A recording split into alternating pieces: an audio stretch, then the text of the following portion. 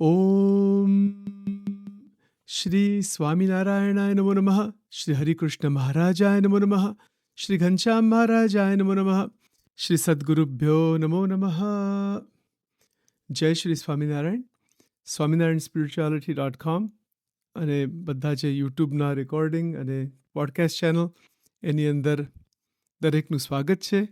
પ્રથમ તો ભગવાન પૂર્ણ પુરુષોત્તમ પરાત્પર પરબ્રહ્મ શ્રી સ્વામિનારાયણ ભગવાનના દિવ્ય ચરણ કમળમાં મસ્તક નમાવીને અનંત કોટી નમસ્કાર, અનંત કોટી દંડવત પ્રણામ, અનંત કોટી પ્રદક્ષિણા સહિત અનંત કોટી પુષ્પમાળા અર્પણ સહિત ભગવાન શ્રીજી મહારાજના ચરણોમાં પ્રાર્થના કરીએ છીએ, આશીર્વાદ માગીએ છીએ કે એમની જે પરાવાણી, દિવ્યવાણી, મહાઅલૌકિક વાણી છે, વેદરસ મહારાજના હસ્તલિખિત પત્રો પરમહંસો માટે, એના ઉપર આપણે મનન ચિંતન કરીએ છીએ તો બહુ સફળ થાય, સચોટ રીતે થાય, સદબુદ્ધિ દ્વારા થાય અને મહારાજના પરમહંસો, મોટા મોટા ભક્તો મહારાજના વખતમાં, એના પછી આજ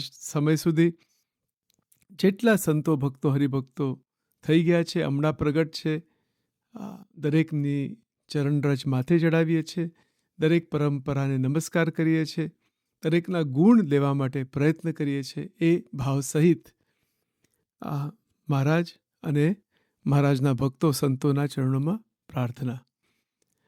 તો આપણે વેદરસ ગ્રંથ, જે મહાઅલૌકિક ગ્રંથ, એનું નિરૂપણ કરવા માટે થોડો પ્રયત્ન કર્યો છે. અહીંયા આપણે આ જે મહારાજનું જે વચન જે છે કે સંકલ્પને શમાવવાની રીત શું છે, કે કામ ક્રોધાતિક સંકલ્પો જો પરમહંસોના મનમાં થાય કે કોઈકના પણ મનમાં, આપણા ભક્તોના મનમાં થાય, ભગવાનના ભક્તના મનમાં થાય તો શું કરવું? તો તે એવી રીતે વિચાર કરવો કે આ દેહને સંકલ્પ તે હું નહીં, હું તો એનો દ્રષ્ટા છું. બરાબર? આપણે આના ઉપર થોડું મનન ચિંતન કર્યું છે અને આના ઉપર પછી બહુ જ આગળ પણ કરી શકાય, પણ પછી આ લાઈનથી આગળ આપણે જઈ જ ના શકીએ એવું થઈ જાય. કારણ કે આની અંદર આખી ભગવદ્ ગીતા આવી ગઈ, ભગવદ્ ગીતાનો 13મો અધ્યાય આવી ગયો, 15મો અધ્યાય અને બીજો અધ્યાય, અને બધા જ શ્લોક, 700 શ્લોક ગીતાજીના આ એક લીટીમાં આવી ગયા. શંકરાચાર્યજીના જેટલા ભાષ્ય છે બધા આવી ગયા આની અંદર. એ થોડું થોડું લઈશું આપણે, પણ પછી આના એક લીટીથી આગળ આપણે જઈ ના શકીએ. પણ આપણે મહારાજની વાણી ઉપર ધ્યાન રાખવું છે. તો હવે નેક્સ્ટ પેરેગ્રાફ, આગળનો જે પેરેગ્રાફ જે છે એ શું કહેવા માગે છે, મહારાજ શું કહે છે, આપણે આખું હું પેરેગ્રાફ વાંચીશ અને પછી આના ઉપર આપણે આજે અને આગળના દિવસોમાં આનું મનન ચિંતન પરમાત્માની દયાથી આપણે કરી શકીએ. સ્વામિનારાયણ હરે, સ્વામિનારાયણ હરે. શ્રીજી મહારાજ બોલે છે, શ્રીજી મહારાજ વાત કરે છે. વળી તે દ્રષ્ટાનો વિચાર જીવન મુક્તના લક્ષણે દ્રષ્ટાંતે કરીને કહીએ છીએ, જે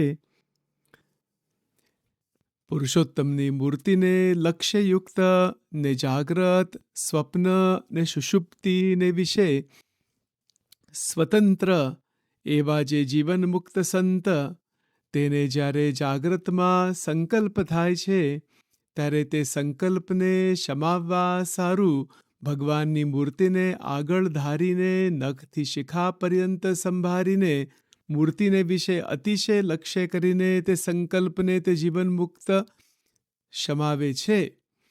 તેવી જ રીતે તે પરમહંસ પોતાના દેહને નખ શિખા પર્યંત ચિંતન કરીને અંગ અંગને ખોટા કરે ને પોતાને દ્રષ્ટા માને. હવે આના ઉપર આપણે મનન ચિંતન કરીએ. મહારાજ અહીંયા મહારાજ કહે છે અહીંયા કે દ્રષ્ટાનો વિચાર, આ પહેલો શબ્દ છે. દ્રષ્ટાનો પહેલા બે શબ્દ છે. દ્રષ્ટાનો વિચાર એટલે શું? મહારાજે જે કીધું આગળ કે આવી રીતે વિચાર કરવો કે હું દ્રષ્ટા છું, પણ હવે એ જે વિચાર કેવી રીતે કરવો, કે દ્રષ્ટા હું છું એટલે આપણે આત્મા છીએ, પણ આપણું આપણી મનની ક્રિયા તો ચાલુ ને ચાલુ રહેતી હોય છે.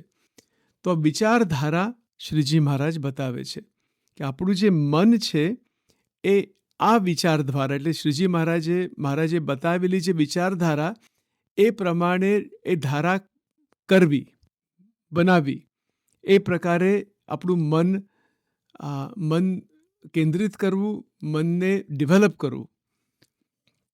બરાબર? એટલે આનો અર્થ છે દ્રષ્ટાનો વિચાર. કારણ કે દ્રષ્ટા તો વિચારના કરનારો છે દ્રષ્ટા, પણ જ્યારે આપણે જીવભાવમાં હોઈએ ત્યારે વિચાર કરવો પડે. આપણે વિચાર કરીએ છીએ એટલે આ સાધના છે. તો શ્રીજી મહારાજ પછી શું કહે છે અહીંયા, બહુ ચમત્કારી અને બહુ અલૌકિક વાત છે આ, કે જે જીવન મુક્ત જે થઈ ગયા છે, એટલે જીવતા જ મુક્ત થઈ ગયા છે છતી દેહે, એ કેવી રીતે મુક્ત થઈ ગયા છે અને એ સ્થિતિમાં જો આપણે જવું હોય તો કેવી રીતે જવાય? તો જો આપણે મહારાજનું જે વાક્ય છે એના પર મનન કરીએ. મહારાજ શું કહે છે? વળી તે દ્રષ્ટાનો વિચાર જીવન મુક્તના લક્ષણને દ્રષ્ટાંતે કરીને કહીએ છીએ. જીવન મુક્ત કેવા છે, એ કેવી રીતે વર્તે છે, એ કેવી રીતે જીવે છે, કેવી રીતે સાધના કરે છે, કેવી રીતે સાધના એમને કરી જેને લઈને જીવન મુક્ત બન્યા. આનો બધો અર્થ આવો થઈ શકે કે જીવન મુક્તના લક્ષણ, એના લક્ષણ, કારણ આપણે કોઈકને આપણે બોલીએ કે આ જીવન મુક્ત છે, પણ જીવન મુક્ત એ લક્ષણથી ઓળખાય. અને કેવી રીતે અને શું કરે છે જેને લઈને છતી દેહે મુક્ત બની ગયા, કે જીવન મુક્તના લક્ષણને દ્રષ્ટાંતે કરીને કહીએ છીએ. કારણ કે જીવન મુક્ત એ તો આખી અલૌકિક સ્થિતિ છે, પણ એમને પછી મહારાજે એક દ્રષ્ટાંત મૂકી દીધું અહીંયા. દ્રષ્ટાંત એટલે એક્ઝામ્પલ, કે જીવન મુક્ત આવા હોવા જોઈએ. બરાબર? દ્રષ્ટાંત ઇઝ એક્ઝામ્પલ, કે આવી રીતે એક કરે છે. તો શું કરે છે જીવન મુક્ત? કે પુરુષોત્તમની મૂર્તિને લક્ષ્યયુક્ત, કે ભગવાનની જે મૂર્તિ છે, આપણે તો દર્શન કરીએ છીએ મોટા ભાગે ભક્તો બધા, પણ લક્ષ્યયુક્ત મૂર્તિનું દર્શન કરીએ? વિચાર કરો કે લક્ષ્ય છે, મૂર્તિ લક્ષ્ય છે, મૂર્તિ એ ધ્યેય છે, એ અક્ષરાતીત પરબ્રહ્મ, એ આપણું લક્ષ્ય ત્યાં છે. અને એ સાક્ષાત પ્રત્યક્ષ રૂપે સ્વામિનારાયણ ભગવાન. આનો અર્થ આટલો થાય કે પુરુષોત્તમની મૂર્તિ. પુરુષોત્તમની મૂર્તિ એટલે અહીંયા જે મનુષ્ય આકૃતિ ધારણ કરેલી જે મૂર્તિ એની વાત છે. બાકી પર મૂર્તિ તો છે જ, પણ એ જે પર મૂર્તિ છે એ જ આ છે, મધ્યનું 13મું. તો પુરુષોત્તમની મૂર્તિને લક્ષ્યયુક્ત, એટલે જે લક્ષ્ય લગાડવો પડે કે મારો લક્ષ્ય ભગવાન પુરુષોત્તમ નારાયણ છે, બીજું કશું જ નહીં. બરાબર? આ જેને આવો લક્ષ્ય મીન્સ ગોલ, ડેસ્ટિનેશન, લક્ષ્યયુક્ત, પુરુષોત્તમની મૂર્તિને વિશે લક્ષ્યયુક્ત, અને ને જાગ્રત સ્વપ્ન અને સુષુપ્તિને વિશે સ્વતંત્ર એવા જે જીવન મુક્ત, એટલે જે જીવન મુક્ત કેવા છે કે એને આવું લક્ષ્ય ધારણ કરેલું છે. લક્ષ્યયુક્ત એટલે લક્ષ્ય રાખીને જાગ્રત, સ્વપ્ન અને સુષુપ્તિ 3 અવસ્થા જે છે, 3 અવસ્થાને વિશે સ્વતંત્ર એવા જે જીવન મુક્ત, એ સ્વતંત્ર બની ગયા છે. એ સ્વતંત્ર છે એટલે એમાં એની પરતંત્રતા નથી એ અવસ્થાની અંદર, એટલા માટે તો જીવન મુક્ત કહેવાય. એ સ્વતંત્ર બની ગયા છે. એવા સ્વતંત્ર, જરા ફરીથી વાંચું. પુરુષોત્તમની મૂર્તિને લક્ષ્યયુક્ત અને જાગ્રત, સ્વપ્ન અને સુષુપ્તિને વિશે સ્વતંત્ર એવા જે જીવન મુક્ત સંત, એ સ્વતંત્ર છે, સ્વતંત્રતા પ્રાપ્ત કરેલી છે. તેને જ્યારે જાગ્રતમાં સંકલ્પ થાય છે, હવે આ કેવું કહેવાય? સ્વતંત્ર દશા, જીવન મુક્ત દશા પ્રાપ્ત કરેલી છે, તો પણ સંકલ્પ થાય? કેવું કહેવાય? આ સંકલ્પ થાય કે ના થાય? મહારાજ કહે છે કે સંકલ્પ થાય. એનું કારણ શું છે?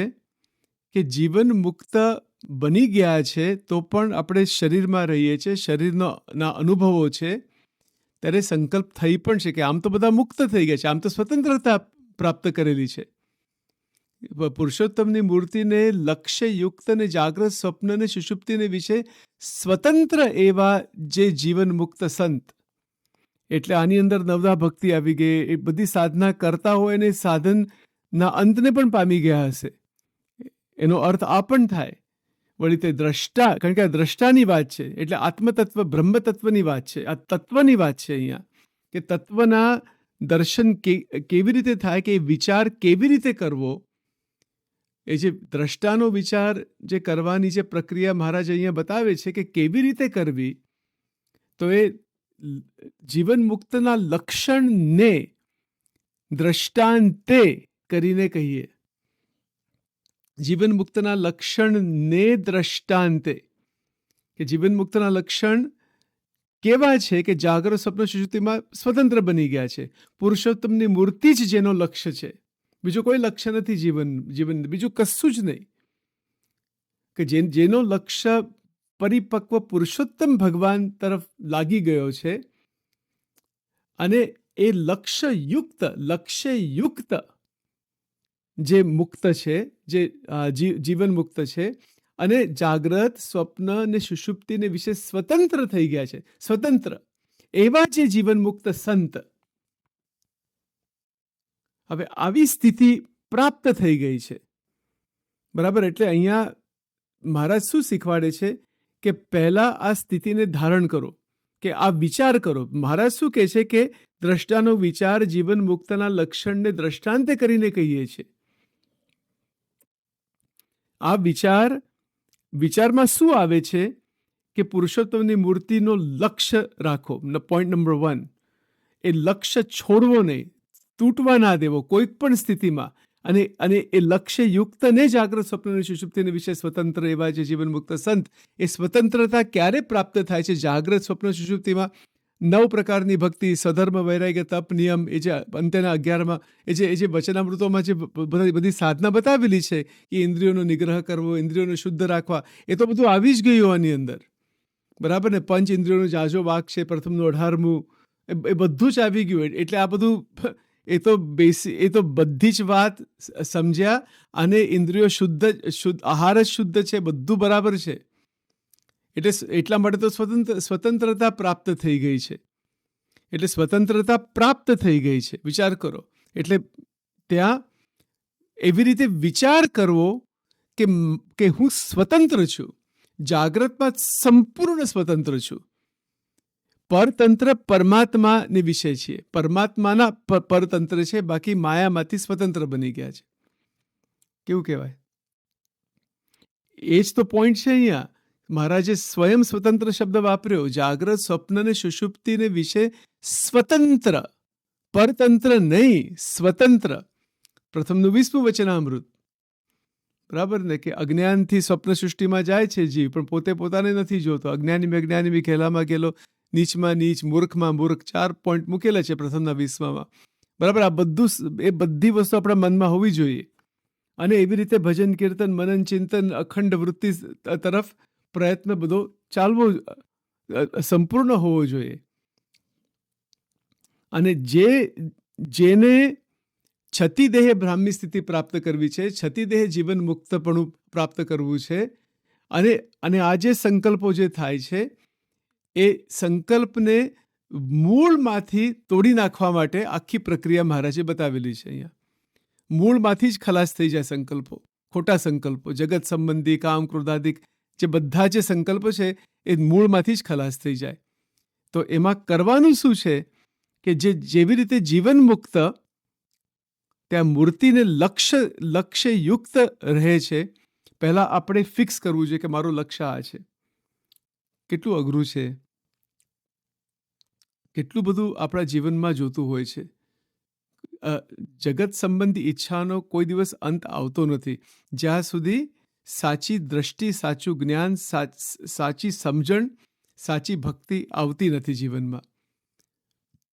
એટલે જીવનમાં એક આવી રીતે પરમ લક્ષ્ય, કે પુરુષોત્તમ ભગવાન જ સત્ય છે, પુરુષોત્તમ ભગવાન જ પામવાના છે. આ શરીર, મન, પ્રાણ, ઇન્દ્રિય એક ભગવાનની દેન છે, કૃપા છે, જેને લઈને આ જીવાત્માને સાધના કરવાની તક મળી છે, જેના દ્વારા ભગવાનનો સાક્ષાત્કાર થઈ શકે, એટલા માટે શરીર આપેલું છે. બરાબર, આ બધી સમજણ વ્યવસ્થિત રાખવી પડે. તો પુરુષોત્તમની મૂર્તિને વિશે જે પુરુષોત્તમની મૂર્તિને લક્ષ્યયુક્ત ને જાગ્રત, સ્વપ્ન અને સુષુપ્તિને વિશે સ્વતંત્ર. હવે આ તો કેટલી મોટી વાત થઈ ગઈ. આ આપણા મગજમાં બેસે ને એવી વાત છે. પહેલી વસ્તુ તો જાગ્રત અવસ્થામાં કેટલું બધું બંધન છે, વિષયોનું ખેંચતાણ, પ્રોબ્લેમ્સ બધા મળતા જ નથી. બરાબર ને? સારંગપુરનું પહેલું જીતમ જગત કે એના મનોહી એના, એ શંકરાચાર્યજીનો શ્લોક છે. મણિરત્નમાલા, બધા એટલા બધા ગ્રંથોના રેફરન્સીસ છે બધા. તો મણિરત્નમાલામાં 175 પ્રશ્ન અને ઉત્તર છે. એમાં 11મો શ્લોક છે મણિરત્નમાલાનો. એની અંદર આ પ્રશ્ન પૂછાયેલો છે કે જીતમ જગત કેન મનોહી એન. ઉત્તર છે મનોહી એન, પ્રશ્ન છે જીતમ જગત કેન, કોને જગત જીત્યું? જેને પોતાનું મન જીત્યું. તો આ મન જીતવાની જ વાત છે. બરાબર, એટલે વાત તો એક જ પોઈન્ટ ઉપર આવવાની છે કે પુરુષોત્તમ ભગવાનનો સાક્ષાત્કાર મન જીતીને એની અંદર એકાગ્ર ચિત્તથી અખંડ મનન ચિંતન થયા કરે. જ્યાં સુધી શરીર છે, શરીર તો રહેવાનું, થોડા ટાઈમ માટે રહેશે અને પછી રાખના પડીકા. સીધી જ વાત છે આ. એટલે સ્વતંત્રપણું આવી ગયું, એમાં વૈરાગ્યની પણ વાત આવી ગઈ, એમાં નિયમ ધર્મની પણ વાત આવી ગઈ. બધા પોઈન્ટ આવી ગયા એની અંદર. જાગ્રત, સ્વપ્ન ને સુષુપ્તિને વિશે સ્વતંત્ર એવા જે જીવન મુક્ત સંત, હવે આવા જે સંત છે, આવી જે સ્થિતિ છે, જેનો લક્ષ્ય આવો છે, તેને કે આવી સ્થિતિમાં, હવે આ વિચાર કરો, આવી અલૌકિક સ્થિતિમાં જ્યારે જાગ્રતમાં, એટલે જાગ્રત અવસ્થામાં સંકલ્પ થાય.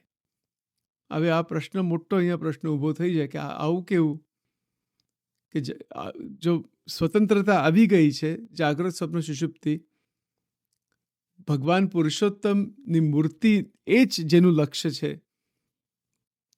તો સંકલ્પ કેમ થાય? જો મહારાજે એવું નથી લખ્યું અહીંયા કે જીવન મુક્તપણું આવી ગયું છે. સોરી, મહારાજે શું લખ્યું છે કે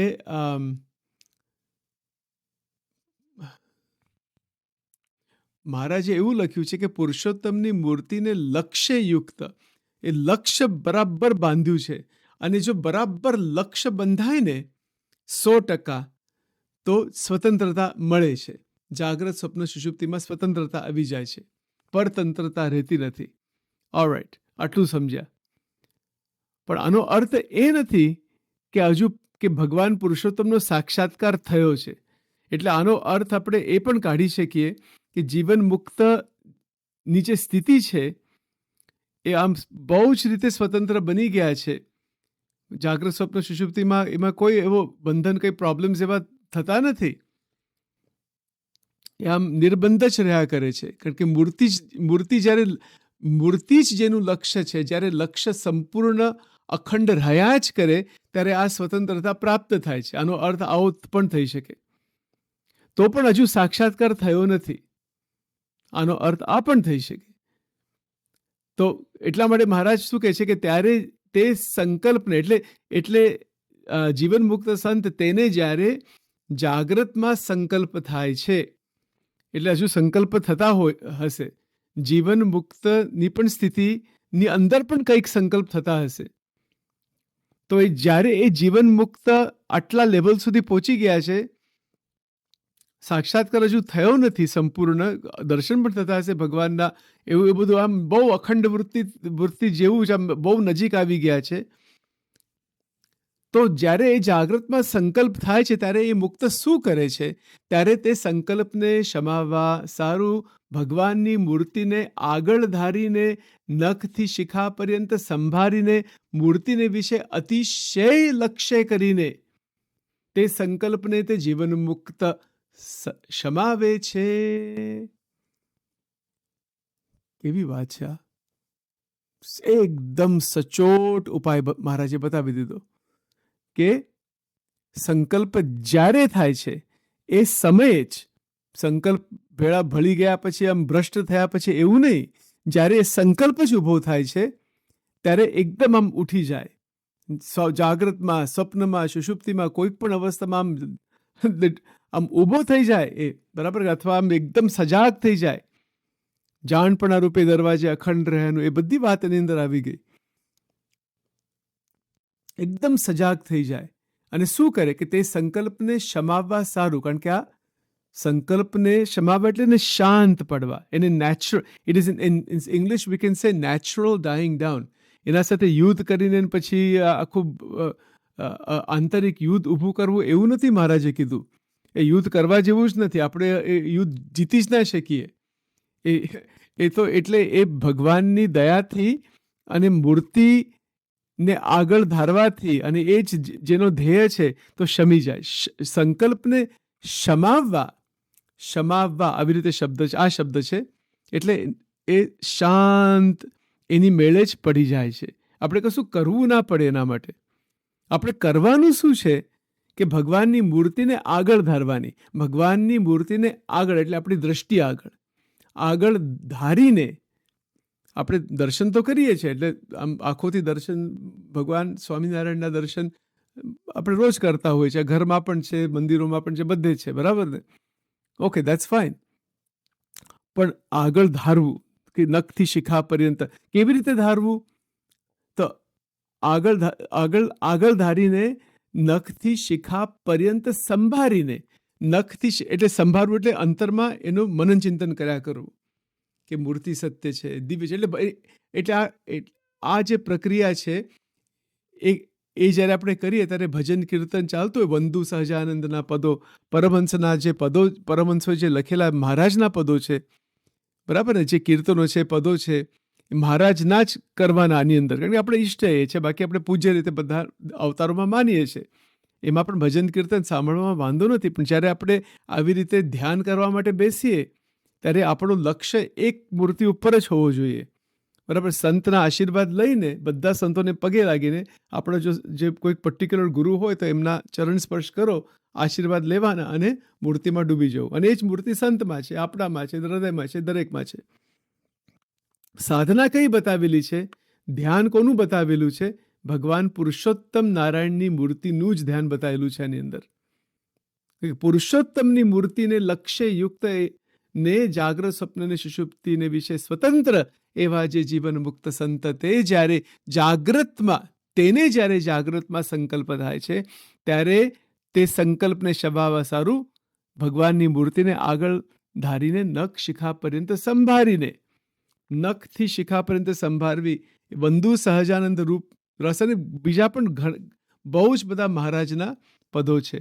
એટલે જેને ખરેખર આ સ્થિતિ પ્રાપ્ત કરવી હોય, જેને એવી રીતે જ્ઞાન થઈ ગયું હોય કે આજે કામ, ક્રોધ, લોભ, મોહ, મત્સર, આ બધા દોષો, આ બધો કચરો છે, એમાંથી કશું જ મળવાનું નથી. એમાંથી આત્માનો સાક્ષાત્કાર નહીં થાય, ભગવાનનો નહીં થાય. એમાંથી ગર્ભવાસ, લક 84, યમપુરી, આ જ બધું થવાનું છે. એમાંથી બીજું કશું નવું નથી આવવાનું, બરાબર. ગમે એટલા વિષયો ભોગ કરીએ આ સંસારમાં, એમાંથી કોઈની મુક્તિ થઈ નથી, થવાની પણ નથી. અને એમાંથી વિચિત્ર પ્રકારના દેહ પણ મળે આગળ. વાંચો ધર્મામૃત અને વેદરસમાં પણ એની બધી વાત બહુ જ લખેલી છે. એટલે એમાં પડવા જેવું જ નથી. આજે પંચ વિષયની આસક્તિ, સગા સંબંધીમાં આસક્તિ, સ્ત્રી પુરુષમાં આસક્તિ, છોકરાઓમાં આસક્તિ, અને છોકરાઓમાં આસક્તિ, અને દેહમાં આસક્તિ, અને પંચ વિષયોની આસક્તિ, અને આજે જગતનું જે આખી જે પ્રક્રિયા ચાલે છે એની અંદર આસક્તિ, સંપૂર્ણ એનો પ્રલય કરી નાખવો પડે મગજમાંથી. એને જ કહેવાય જ્ઞાન પ્રલય, બરાબર. એટલે જ્ઞાન પ્રલય જેને કર્યો છે, જ્ઞાન પ્રલય લગભગ થઈ ગયો છે, એને તો જીવન મુક્ત કહેવાય. હજુ સાક્ષાત્કાર નથી થયો પાછો. કેવું કહેવાય? આ સાક્ષાત્કારની ભૂમિકામાં સંકલ્પ જ ના થાય. આ બધા બિલકુલ પોસિબલ જ નથી. એ તો ત્રણેય અવસ્થામાં એ સ્વતંત્રતા તો છે જ, પણ ત્રણેય અવસ્થામાં પુરુષોત્તમ સિવાય અણુ માત્ર ના ભાસે. લોયાનું સાતમું, એ જે લોયાના સાતમા એ જે વાત જે લખેલી છે કે પુરુષોત્તમ ભગવાન સિવાય જળ ચૈતન્ય ગમે ત્યાં દ્રષ્ટિ કરે, જ્યાં જુએ ત્યાં રામજી બીજું ન ભાસે રે. યોમામ પશ્યતિ સર્વત્ર સર્વમ ચ મયી પશ્યતિ તસ્યાહમ ન પ્રણશ્યામિ સચમ એના પ્રણશ્યતિ, ગીતાજીનો શ્લોક છે. તો એ જે વાત છે આખી, એવા મુક્તની વાત છે કે જેને સંકલ્પ જ થતા નથી, તેને અખંડ ત્રણેય અવસ્થામાં જાગ્રત, સ્વપ્ન, સુષુપ્તિમાં ભગવાન પુરુષોત્તમનો સાક્ષાત્કાર છે. એવું નથી લખ્યું અહીંયા કે ભગવાન પુરુષોત્તમનો સાક્ષાત્કાર છે આવા જીવન મુક્ત સંતને. એને સ્વતંત્રતા પ્રાપ્ત થઈ ગઈ છે, તો પણ કંઈક સંકલ્પ થતા હશે, થાય જાગ્રતમાં. પણ એ શું કરે છે, એનું જે મુક્તપણું છે ને, એનું જે મુક્તપણું લેશ માત્ર પણ જવા દેતા નથી. એટલા માટે એને જીવન મુક્ત કીધા, મુમુક્ષ નહીં કીધા. કે મુક્ત છે ડેફિનેટલી, ભગવાન સ્વામિનારાયણનો પૂરો આશ્રય, પૂરી ભક્તિ બધું જ છે, તો પણ જો સંકલ્પ થાય તો એ સંકલ્પને શમાવી દે છે. સંકલ્પ સાથે યુદ્ધ નથી કરતા, એને તોડવા માટે નથી પ્રયત્ન કરતા. એ સંકલ્પ સામું જોયા કરે છે, હું જોઉં છું એના સામું, બરાબર, કે હું એનો દ્રષ્ટા છું. અને પણ એ કેવી રીતે શમાવે છે, એટલે શાંત પાડી દે છે કે ભગવાનની મૂર્તિને આગળ ધારીને મૂર્તિ સત્ય છે, આ સંકલ્પ સત્ય નથી, મૂર્તિ સત્ય છે, ભગવાન સત્ય છે, ચૈતન્ય તત્વ સત્ય છે. આગળ ધારીને નખ શિખા પર્યંત સંભાળીને એને અંતરમાં સંભાળે. એક અંગ, જે 4 પ્રકારનું ધ્યાન, સલીલ, સપાર્ષદ, સાંગ અને ઉપાંગ, 4 પ્રકારનું ધ્યાન છે. એ પણ આખો લાંબો વિષય છે, એ કેવી રીતે કરવું, એ પણ 4 પ્રકારનું જે ધ્યાન એની અંદર આવી ગયું. પ્રથમના 5મામાં પણ લખ્યું કે રાધિકાએ સહિત શ્રી કૃષ્ણ ભગવાનનું ધ્યાન કરવું, એટલે ભક્તે સહિત ભગવાન. એવી પણ વાત આપણે સમજી શકીએ કે ભક્તોનો મહિમા સમજવો, એટલે આના બહુ જ બધા ઇન્ટરપ્રિટેશન થાય. પણ મેઇન શું છે કે ઉપાસ્ય મૂર્તિ પુરુષોત્તમ ભગવાન, એ પુરુષોત્તમની મૂર્તિ નખથી શિખા પર્યંત મૂર્તિને ધારવી, બરાબર, અંતરમાં ધારવી. અને એ ધારણ કેવી રીતે ધારવી? ભજન કીર્તન દ્વારા, બંધુના પદો દ્વારા. મુક્તાનંદ સ્વામી, પ્રેમાનંદ સ્વામી, એમના જે ભજનો છે એ બધા આપણે સાંભળવા, અને એવી રીતે સ્વામિનારાયણનો મંત્ર કરવો. આ બધી પ્રક્રિયા છે, આ બધી સાધના છે. અને બહુ જ ભાવપૂર્વક આ જે સંકલ્પ જે ઊભા થાય છે, કામ, ક્રોધ, લોભ, મોહ, મત્સર, આશા, તૃષ્ણા, ઈર્ષ્યા, અહંકાર, એ સંકલ્પ શમી જાય. અને જો આપણી અંદર એ સ્થિર નથી થઈ જતા, કે એની મેળે જ શાંત નથી પડી જતા આવી રીતે કરતાં કરતાં, એટલે આપણો અહંકાર બળવાન છે, આપણી વાસના બળવાન છે. આવી પણ વાત આવે છે વચનામૃતમાં કે જેને જગતની ઈચ્છા અને ભગવાન સંબંધી ઈચ્છા આમ ઇક્વલ બેલેન્સમાં હોય, 50-50%, મહારાજ કહે છે કે એની વાસના બળવાન છે. આવા વચન છે વચનામૃતમાં. એટલે આપણે જોવું પડે કે હું ક્યાં ઊભો છું આ બધી પ્રક્રિયા, મારી સ્થિતિ કેવી છે, મારા અંદર કેટલા સંકલ્પ થાય છે, શું બધું થાય છે, કેટલો ઘોટાળો છે, મારે શું કરવાનું છે, મારો લક્ષ્ય શું છે. જેનો લક્ષ્ય જ એકદમ સ્પષ્ટ ના હોય તો આ બધી વસ્તુ આવે જ નહીં, હાથમાં જ ના આવે. બેદરસની વાત જ હાથમાં જ ના આવે. એટલે લક્ષ્ય એકદમ સોલિડ અને અચલ મતીથી લક્ષ્ય બાંધવો પડે. એટલા માટે તો બધો સત્સંગ છે. એ બધું કરવા આજે આ પોઈન્ટ ઉપર આવવા માટે જ આખો સંપ્રદાય છે, કે આ સ્ટાર્ટિંગ પોઈન્ટ છે. અહીંયા આપણે આ સ્ટાર્ટિંગ પોઈન્ટ ઉપર આવવા માટે બધી પ્રક્રિયા છે, મંદિરો અને શાસ્ત્રો અને સંતો અને બધા પ્રસંગો અને જુદા જુદા ઉત્સવો અને કેટલું બધું છે, બધું હદ પાર વગરનું, બરાબર. એ બધું કરીને એ બધું કેમ છે કે આપણે સ્વતંત્ર બની શકીએ, જીવન મુક્તપણું આવી જાય, આવી સ્થિતિ આવી જાય, અને પુરુષોત્તમ સાથે સંલગ્ન થવા માટે આખો સત્સંગ છે. હવે જુઓ, હવે બહુ ઇન્ટરેસ્ટિંગ વાત છે અહીંયા કે નખથી શિખા પર્યંત મૂર્તિને વિશે અતિશય લક્ષ્ય કરીને તે સંકલ્પને તે જીવન મુક્ત શમાવે છે. એટલે લક્ષ્ય તો બાંધ્યો છે, પણ હવે મૂર્તિને જ્યારે ધારણ કરે છે કે બસ તમે જ છો, તમે સત્ય છો, બીજું આ નથી સત્ય, બીજું આ જે સંકલ્પો છે, આ બધી અનંત પ્રકારના જે વિચારો જે છે બધા, એ કશું સત્ય નથી. આ બહુ સૂક્ષ્મ વાત છે. આ અંતઃકરણની લિંક છે ભગવાન સાથે, બરાબર. એમાં તો કોઈ અવગુણ વિવગુણનો કોઈ પ્રશ્ન જ નથી આવતો આની અંદર. બાકી આ થાય જ નહીં. એ પણ પછી આગળ બધી વાત આવશે. અભાવ, અવગુણ, રાગ, દ્વેષ, અહમ, મમત્વ, એ કોઈ સ્થાન જ નથી આની અંદર. જો એ બધો કચરો હશે ને આની અંદર તો પછી આ સાધન પણ આપણાથી થાય નહીં, આ ક્રિયા જ ના થાય. પણ જ્યાં સંકલ્પ જો આવા થતા હોય તો એને તોડવા માટે મહારાજ કહે છે કે આવી રીતે મૂર્તિને ધારવી. અને પછી શું કહે છે કે કેવી રીતે ધારવી, કે મૂર્તિને વિશે અતિશય લક્ષ્ય કરીને તે સંકલ્પને તે જીવન મુક્ત સમાવે છે. કેવળ લક્ષ્ય નથી મૂક્યો શબ્દ, અતિશય એટલે બહુ જ આમ દ્રઢતાપૂર્વક, અતિશય એટલે પૂરી શક્તિ એની અંદર લગાડવી. કે આપણી અંદર જે સંકલ્પ શક્તિ છે, માનસિક શક્તિ છે, ઇન્દ્રિયોની જે ક્રિયા છે, બધું લગાડવું એની અંદર જ લગાડવું. અને જો વાસના બહુ બળવાન હોય ને બધું જાતનો બધું ઘોટાળો ચાલતો હોય તો એનો અર્થ એ છે કે હજુ 9 પ્રકારની ભક્તિમાં કંઈક ખામી છે, હજુ કંઈક સંત સમાગમમાં ખામી છે. બાકી આ લેવલની જે સાધના એ ભાગ્ય કોઈ કરી શકે, કારણ કે બહુ ઉપરના લેવલની સાધના છે. ઉપરના લેવલની કેમ સાધના? કારણ કે એ કોના માટે આ સાધના બતાવેલી છે? આમ તો બધા માટે છે, પણ જે મહારાજના જે બહુ જ પ્રિય પરમહંસો, એ પરમહંસો જીવન મુક્ત જ હતા બધા, પણ એમના મનમાં પણ કોઈક વાર આ જાગ્રત અવસ્થાની અંદર કંઈક આવા સંકલ્પ થતા હશે. આ તો જો સંકલ્પ થાય તો મહારાજ કહે છે કે આ તમારે આવી રીતે કરવાનું કે નખથી શિખા પર્યંત સંભાળીને મૂર્તિને વિશે અતિશય લક્ષ્ય કરીને, જ્યારે લક્ષ્ય બંધાય, સ્વામિનારાયણ સ્વામિનારાયણ સ્વામિનારાયણ મંત્ર દ્વારા, ભજનો દ્વારા, કીર્તન દ્વારા, હવન દ્વારા. આપણે હવન પણ કરી શકીએ, વિષ્ણુ યાગ મહારાજ પોતે કરાવતા, આપણે પણ કરી શકીએ. જનમંગલના પાઠ દ્વારા કરી શકીએ, સ્વામિનારાયણ મંત્ર દ્વારા કરી શકીએ, શિક્ષાપત્રીના શ્લોકો દ્વારા કરી શકીએ. બધું થાય, બરાબર ને? આપણે કરી શકીએ, અઘરું નથી, પણ એના પણ કંઈક થોડા એવા બધા નિયમ છે. તો અનેક પ્રકારની પ્રક્રિયા છે જેને લઈને એ સંકલ્પને સમાવવા મહારાજના શબ્દ છે.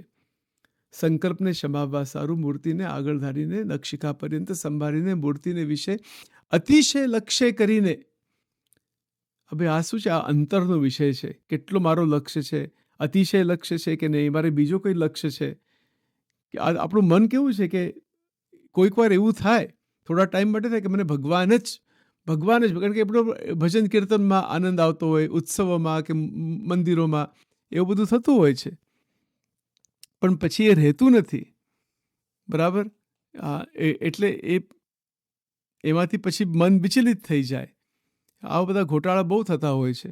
એટલે જ્યારે અતિશય લક્ષ્યની જે સ્થિતિ આપણા મનમાં જ્યારે એકદમ પરિપક્વ લાગી ગઈ હોય ત્યારે શું થાય છે કે અતિશય લક્ષ્ય કરીને તે સંકલ્પને તે જીવન મુક્ત સમાવે છે. એટલે આવી રીતે લક્ષ્ય લગાડવો, મૂર્તિને ધારવી, નખથી શિખા પર્યંત આખી સળંગ મૂર્તિ ધારવી, અને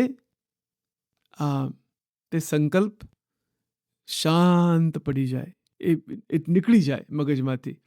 તેવી જ રીતે તે પરમહંસ પોતાના દેહને નખથી શિખા પર્યંત ચિંતન કરીને અંગને ખોટા કર્યા. એટલે આપણું જે દેહ, જે શરીર દેખાય છે, એનું અંગને ચિંતન કરીને આમ બાજુમાં મૂકી દેવું કે આ હું નથી, આ તો એક સાધન બતાવેલું છે, આ તો એક સાધન ભગવાને આપેલું છે. મનુષ્ય શરીર બહુ દયાથી, કૃપા કરીને મનુષ્ય શરીર આપેલું છે, પણ એ હું નથી. એટલે અંગને ખોટા કરવા ને પોતાને દ્રષ્ટા માને છે, બરાબર? એટલે પોતાને દ્રષ્ટા માને, અંગને ખોટા કરે, આ પણ એક વિચાર છે. અને આવી રીતે વિચાર કરતા શું થાય છે કે પુરુષોત્તમ સાથે લક્ષ્ય એની સાથે લગાડે, અને દેહ એટલે ફિઝિકલ બોડીના બધા જે પંચ વિષયો, પંચ જ્ઞાન ઇન્દ્રિયો દ્વારા જે બધો વિચિત્ર બધો આહાર, એ બધું બંધ થઈ જાય. એ પ્રશ્ન જ નથી રહેતો કોઈ એનો. શરીરને જ ખોટું કરી નાખ્યું તો પછી કે પંચ વિષયનો ક્યાં પ્રશ્ન રહે? આવી વાત છે. તો અને આ બંને વસ્તુ બતાવેલી છે. જીવન મુક્ત આવી રીતે કરે છે કે પુરુષોત્તમ ભગવાન સાથે સંલગ્ન થાય છે, પુરુષોત્તમની મૂર્તિને વિશે અતિશય લક્ષ્ય કરીને આમ ધારણ કરે છે અને દેહને નખથી શિખા પર્યંત એનું ચિંતન કરીને એને ખોટું કરી નાખે. આ નથી, આ એકદમ આજે છે કાલે નથી, એ હું છું જ નહીં. દેહ મારું એટલે એક શરીર આપણે ગ્રહણ કર્યું છે, પણ એ હું નથી. દરેક અંગનું ચિંતન એ તો એક બધા ફિઝિકલ પ્રકૃતિમાંથી છે, પાર્ટ બધા આવેલા છે એવી રીતે, પણ હું એ નથી. હું તો દિવ્ય છું, ચૈતન્ય છું, આખું તત્વ જ જુદું છે. હા, એટલે આવી રીતે આ સાધના બતાવેલી છે કે નખથી શિખા પર્યંત ચિંતન કરીને અંગને ખોટા કરે. પછી એની એ કેવી રીતે કરવું એ પછી નેક્સ્ટ પેરેગ્રાફમાં આવે છે. ને પોતાને દ્રષ્ટા માને. એટલે 3 પોઈન્ટ અહીંયા આવી ગયા કે પુરુષોત્તમ ભગવાનની મૂર્તિને ધારવી, પોઈન્ટ નંબર 1. બીજો પોઈન્ટ શું છે કે અંગને ખોટા કરવા, એ બીજો પોઈન્ટ. ત્રીજો પોઈન્ટ એ છે કે પોતાને દ્રષ્ટા માનવા. બરાબર? એટલે પોતાને દ્રષ્ટા માને એટલે આ 3 વસ્તુ, આ 3 સાધન બરાબર આપણે ધારણ કરી શકીએ ત્યારે આ જે સંકલ્પો જે છે બધા એ સંકલ્પોને શું થાય છે કે સંકલ્પ શમી જાય છે, એકદમ શાંત પડી જાય છે. પણ હજુ એવું નથી કીધું કે મૂળમાંથી નીકળી જાય. એ મૂળમાંથી ક્યારે નીકળે છે, એકદમ એનું મૂળ ક્યારે ખલાસ થઈ જાય છે? તો ગીતાજીનો એક શ્લોક છે, વિષયા નિવર્તન્તે નિરાહારસ્ય દેહિનઃ રસવર્જમ રસોપેસ્ય પરમ દૃષ્ટવા નિવર્તતે. અને એ જ વાત અહીંયા મહારાજ આગળ પછી કરશે કે આત્મા જે છે એ કેવો છે કે સૂર્ય સરખો પ્રકાશવાન દેખાઈ આવશે. મહારાજ આગળ કહે છે, હું થોડી આગળની લાઈન વાંચું છું કે એ વચન અમે કહ્યું છે, એ વચન અમે કહ્યું છે, તેને જે માનશે તેને થોડાક દિવસે વિચાર કરતા કરતા પોતાનો આત્મા દેહથી જુદો સૂર્ય સરખો પ્રકાશવાન દેખાઈ આવશે. અને દેહ તો શૂન્ય આકાશ ભેળે આકાશ જેવો જણાશે, પણ કર ચરણાદિક ચિહ્ન રૂપે નહીં જણાય. શૂન્ય આકાશ સરખો જણાશે, જેમ આકાશને વિશે વાદળાની ઘટા જણાતી હોય ને પછી વાયુ લાગે ત્યારે અતિશય લાગે. જ્યારે અતિશય લાગે ત્યારે તે ઘટા આકાશને વિશે લીન થઈ જાય છે. તેમ આત્માના વિચારરૂપ જે વાયુ તે જાગ્રત અવસ્થાને વિશે અતિશય જ્યારે લાગે છે ત્યારે જાગ્રતને વિશે ઘોર સુષુપ્તિ વર્તે છે. તેને કરીને આ દેહ શૂન્ય થઈ જાય છે. અને વળી જ્યારે એવી રીતે વિચાર કરશે ત્યારે આ દેહ શૂન્ય પાષાણ જેવો થઈ જશે ને સંકલ્પ પણ પાષાણ જેવા થઈ જશે. અને સમુદ્ર જેવા કામ ક્રોધાદિક ઘાટના સમૂહો થતા હશે તો પણ એ સર્વે શમી જશે. અને હું પણ તે ઉપર કૃપા કરીશ અને વચન રૂપે કરીને તેના હૃદયને વિશે પ્રવેશ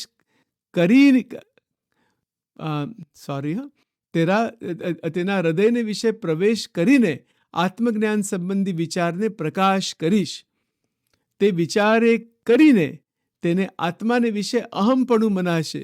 પછી તે આત્મારૂપ દેહને અભિમાને કરીને મારી ઉપાસના કરશે. આ વિચાર છે તે કોઈક વિશ્વાસી ગૃહસ્થ હોય ને પૂછે તો તેને પણ બતાવવો. હવે આના ઉપર આપણે બધું નિરૂપણ, પછી આગળનું બધું નિરૂપણ આ બધા પેરેગ્રાફ ઉપર થવાનું છે.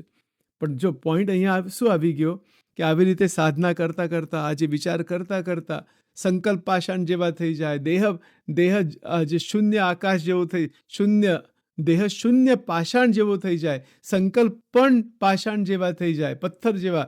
પથ્થરમાં કઈ જીવ છે કે નિર્જીવ, એવી રીતે સમુદ્ર જેવા બધા સંકલ્પ હોય તો પણ એ બધા નીકળી જાય. અને શું થાય છે કે આત્માનો સાક્ષાત્કાર થાય છે. બરાબર? તો આત્માના સાક્ષાત્કારની જે વાત મહારાજે લખી ત્યાં કે દેહથી જુદો સૂર્ય સરખો પ્રકાશવાન દેખાય આવશે, એટલે કારણ શરીર ખલાસ થઈ ગયું. ત્યાં તે વચન અમે જે કહ્યું છે તેને જે માનશે, પહેલાં તો માનવાની વાત છે ને, તેને થોડાક દિવસે વિચાર કરતા કરતા પોતાનો આત્મા દેહથી જુદો સૂર્ય સરખો પ્રકાશવાન દેખાઈ આવશે.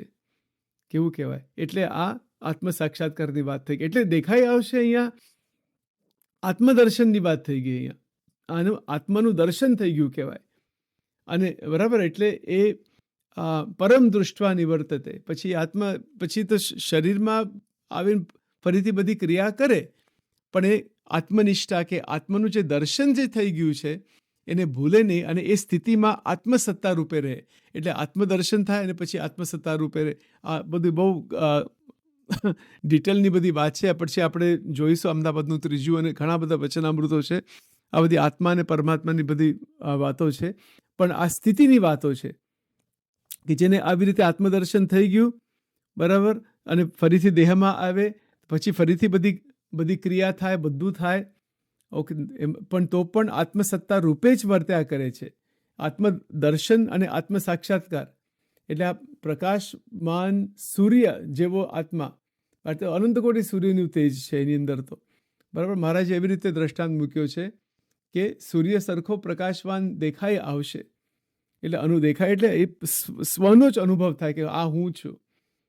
બરાબર, એટલે આવી રીતે આ અનુભવ અલૌકિક અનુભવ છે, આ અલૌકિક સ્થિતિ છે. અને એ સ્થિતિ એવી છે કે સ્વતંત્રતા આવી જાય છે. જે જીવન મુક્તની જે સ્વતંત્રતા, જાગ્રત સ્વપ્ન સુષુપ્તિ, એ પણ એક લેવલ આનાથી નીચે છે. કારણ કે એ લેવલ જે છે જીવન મુક્તની સ્વતંત્રતા, ત્યાં પણ ઘાટ કંઈક ને કંઈક થતા હોય છે. પણ એ જીવન મુક્ત એ ઘાટને શમાવી દે છે. એ ઘાટ ભેળા ભળતા નથી. એ ઘાટ જે થઈ જાય, કામ ક્રોધાદિકના સંકલ્પ થઈ જાય, બરાબર, તો એના ભેળા ભળી નથી જતા, એને શમાવી દે છે, તુરંત શમાવી દે છે. એટલે એનું જે જીવન મુક્તપણું છે એ રહ્યા કરે છે. અને એવી રીતે કરતાં કરતાં પછી એવી એક સ્થિતિ આવી જાય છે કે દેહ અને આત્મા જુદા છે, અને આત્માનું દર્શન થાય છે. અહીંયા તો એ પોઈન્ટ શ્રીજી મહારાજ અહીંયા કહે છે કે આત્મા દેહથી જુદો સૂર્ય સરખો પ્રકાશવાન દેખાઈ આવશે. એટલે એ અનુભવમાં આવી ગયો, આત્માના અનુભવમાં આવી ગયો. બરાબર, એટલે આત્મદર્શન પણ કહેવાય. અને જો ભગવાનની જેવી મરજી હોય તો સમાધિ થાય તો આત્માનો અનુભવ પણ થાય, આમ નિરંતર અનુભવ થતો હોય છે. એવી રીતે પણ થઈ શકે જેને આત્મ સાક્ષાત્કાર. પણ ક્રિયા ભગવાનને કરાવવી હોય સંસારમાં, બરાબર, તો પછી જ્ઞાન સમાધિ રહ્યા કરે, આત્મસત્તા રૂપે આપણે વર્તી શકીએ. અને નિર્વિકલ્પ સમાધિ કોઈકને થાય, કોઈકને ના પણ થાય. પણ એટલો બધો કંઈક ભાર મહારાજે મૂક્યો નથી નિર્વિકલ્પ સમાધિ ઉપર વડતાલનું પહેલું. બરાબર, એટલે કોઈક નિર્વિકલ્પ સમાધિમાં પણ જઈ શકે, પણ તો પણ જ્યારે ફરીથી દેહમાં આવે ત્યારે ફરીથી બધી આસક્તિ ફરીથી આવી શકે. વડતાલનું 20મું વચનામૃત. તો એમાં જનક રાજાને શ્રેષ્ઠ માન્યા છે ત્યાં, કે એની જે સમજણ છે એ બહુ શ્રેષ્ઠ છે. એટલે આખો વિષય આપણે ઘણું બધું લેવાનું છે. તો શોર્ટમાં થોડું અહીંયા જે મનમાં જે બધું આવે છે એવી રીતે બોલીએ છીએ, પણ આનું બધું વ્યવસ્થિત નિરૂપણ ડિટેલમાં કરીશું. કારણ કે વચનામૃત તો બધા ખોલવા પડે, બહુ કલાકો સુધી બધું મનન ચિંતન કરવું પડે આના ઉપર. બહુ મોટી વાત છે. બરાબર, કંઈક વડતાલનું 20મુંનો અભ્યાસ કરો ને કરીએ તો ખ્યાલ આવે કે નિર્વિકલ્પ સમાધિ જે આમ પરોક્ષમાં નિર્વિકલ્પ સમાધિ બહુ ઉચ્ચ વસ્તુ ગણવામાં આવે છે. પણ એના કરતાં શ્રીજી મહારાજ કહે છે કે જનક રાજાની સમજણ એ વધારે શ્રેષ્ઠ છે. અને એ સમજણમાં રહીને ક્રિયાઓ કર્યા કરવી, બરાબર. અને જે હિમ અને લુકનું જે વચનામૃત ગરડા મધ્ય 23 એની પણ વાત છે. મધ્ય 23, વડતાલ 20, વડતાલ 1, બરાબર. એટલે આનું બધું કનેક્શન આ આત્મદર્શન સાથે શું છે, કેવી રીતે છે, અષ્ટાંગ યોગ સાથે શું દર્શન છે, પતંજલિની પણ બધી વાત એની અંદર આવી જાય છે. પછી સાંખ્ય અને યોગની પણ વાત આવી જાય છે. બહુ જ બધું છે એની અંદર. એટલે ગજબનું છે બધું. પણ એ કેવી રીતે એનું કનેક્શન કરવું એ આપણે તો થોડું મનન ચિંતન વધારે કરીશું. અને કનેક્શન થઈ જાય. પણ મૂળ પોઈન્ટ શું છે, કોઈક વાર આત્મદર્શન પણ આજે શ્રીજી મહારાજ સમાધિ નહીં કરાવતા, સમાધિ કરાવતા, પણ સમાધિમાંથી પાછો આવે ત્યારે સત્સંગ કરવો પડે, મનન ચિંતન કરવું, સાધના કરવી પડે. અને આવી રીતે કરતાં કરતાં આવી એક જીવન મુક્તની સ્વતંત્ર દશા ઊભી થાય. અને જો થાય એવી રીતે, તો પણ એની અંદર કંઈક સંકલ્પ થાય. અને જો એની અંદર કંઈક સંકલ્પ થાય તો કેવી રીતે જીવન મુક્ત એને શમાવી દે છે. સંકલ્પ ભેળા ભળી નથી જતા.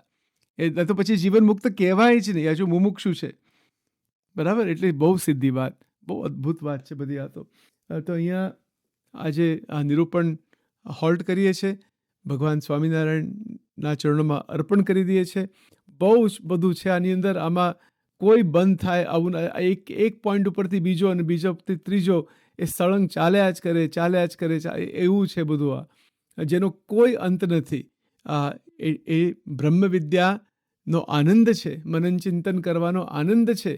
અને જે ખરેખર સાચા ભક્ત બન્યા છે, સાચા સાધક બન્યા છે, જેમ નિષ્કુળાનંદ સ્વામીજી બોલે છે કે લખ્યું છે કે ખોળીને ખોળ્યું ખરા ખપવાળાની ખોટરે.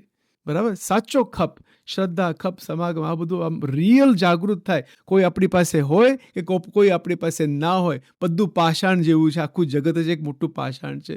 બરાબર? એક રાખના પડીકા, આટલું યાદ રાખવાનું મારે અને તમારે બધાને. રાખના પડીકા જ છે, બધું કશું નથી. પુરુષોત્તમ મૂર્તિ સિવાય છે જ નહીં કોઈ વસ્તુ સત્ય. મુજે વિના જાણજો રે બીજા માયિક સૌવાકાર, પ્રીતિ તોડજો રે જૂઠા જાણી કુટુંબ પરિવાર, જીવ ઈશ્વર તણો રે માયા કાળ પુરુષ પ્રધાન, સૌને વશ કરું રે સૌનો પ્રેરક હું ભગવાન.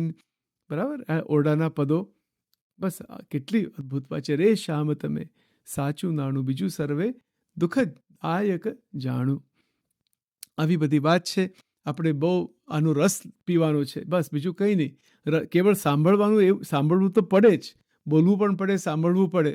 પણ એના સાંભળ્યા પછી એનું મનન ચિંતન રહ્યા કરે, વિચાર ગ્રહણ થાય, વિચારની ધારા લાગે. અખંડ વૃત્તિ, પ્રથમના પહેલા પ્રમાણે અખંડ વૃત્તિ સુધી જવું છે. મોટી સાધના આ છે. મહારાજે બધી વાત ડિટેલમાં કરેલી છે. આવા મહારાજના વચન જે મહારાજ સ્વયં બોલ્યા છે, સ્વયં લખ્યા છે, અને એવી પણ આજ્ઞા મૂકી કે જે વિશ્વાસી ગૃહસ્થ હોય એને બતાવવો આ વિચાર. બરાબર? જેની તૈયારી હોય, જેની લક્ષણતા હોય, બરાબર, જેની પાત્રતા હોય, જેની એવી કંઈક સ્થિતિ હોય કે આ સમજી શકે, એને આ બધું બતાવવું. અને એમાંથી દરેકનું કલ્યાણ છે. આ પ્યોર ઘી છે, 100% પ્યોર અધ્યાત્મ. એટલે દિવ્ય મહા અલૌકિકમાં અલૌકિક આધ્યાત્મ છે આ. અને કેવી રીતે મહારાજે એક લાઈન મૂકી છે, એનું મંદન કરીએ. એમાં અપાર જ્ઞાન, અપાર સમજણ, આખો સાધનાનો માર્ગ, પુરુષોત્તમ સુધી પહોંચવાનો માર્ગ, પુરુષોત્તમને જે પુરુષોત્તમ જ લક્ષ્ય છે એ બરાબર ધ્યાનમાં રાખીને બીજા બધા સંકલ્પો બાજુમાં મૂકી દેવા. અને જો બીજા સંકલ્પ થાય તો એને શમાવવાની રીત. 3 સાધન આપણે આજે જોયા, એ આપણા મનમાં આવે, આપણા જીવનમાં આવે, મારા જીવનમાં આવે, આ સેવકના જીવનમાં આવે. એવી રીતે સ્વામિનારાયણ ભગવાન, બધા સંતો, બધા અવતારો, એમના ચરણોમાં દિવ્ય પ્રાર્થના સહિત જય શ્રી સ્વામિનારાયણ.